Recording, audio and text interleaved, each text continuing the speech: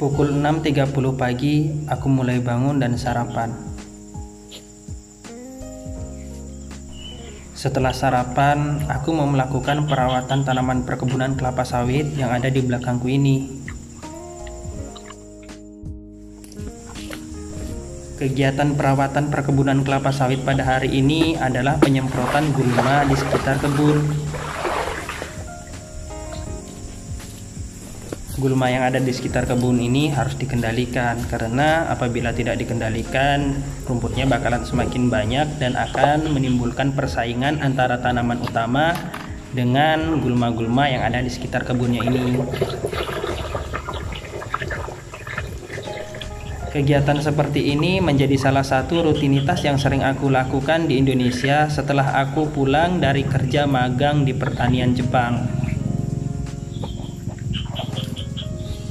Dan ini menjadi salah satu alasan mengapa aku memilih untuk tidak kembali lagi untuk magang di pertanian Jepang. Karena kebun kelapa sawit ini harus diperhatikan, dijaga, dan harus selalu dirawat. Karena aku ingat betapa dulu pada saat ingin memiliki kebun kelapa sawit, aku harus bekerja keras selama 3 tahun magang di Jepang. Dan aku harus konsisten menabung setiap bulannya untuk bisa memperoleh kebun kelapa sawit seperti ini. Dan kini alhamdulillah, harapanku selama magang di Jepang akhirnya bisa terwujud dan Allah telah menitipkan sebagian rezekinya kepadaku. Oleh karena itu, aku akan berusaha semaksimal mungkin untuk menjaga dan merawat perkebunan kelapa sawit ini agar dapat memberikan hasil yang maksimal yang sesuai dengan standar yang ada. Karena dulu pada saat mendapatkan kebun kelapa sawit ini, keadaan kebun kelapa sawit ini tidak dalam keadaan baik-baik saja. Pada saat itu keadaannya sangat kurus, kering, gersang, dan sangat tidak terawat sekali.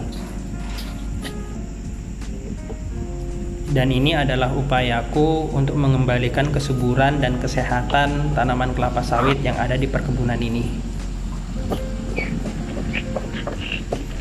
Dan aku sadar apabila ini tidak dirawat sebagaimana mestinya, maka kelapa sawit yang kita punya ini tidak akan memberikan hasil yang maksimal di kemudian hari. Terlebih apalagi ditinggal untuk pergi kerja magang di pertanian Jepang lagi.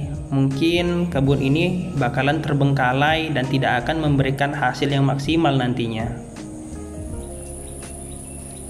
Dan pergi magang ke Jepang lagi bukan menjadi solusi, bahkan bisa menjadi blunder tersendiri.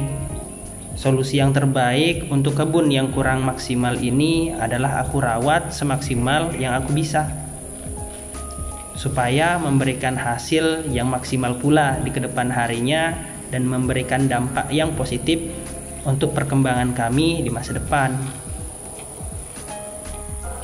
Aku berharap dengan adanya video ini dapat memberikan jawaban untuk teman-teman yang selalu bertanya mengapa alasan saya tidak kembali lagi untuk magang di Jepang.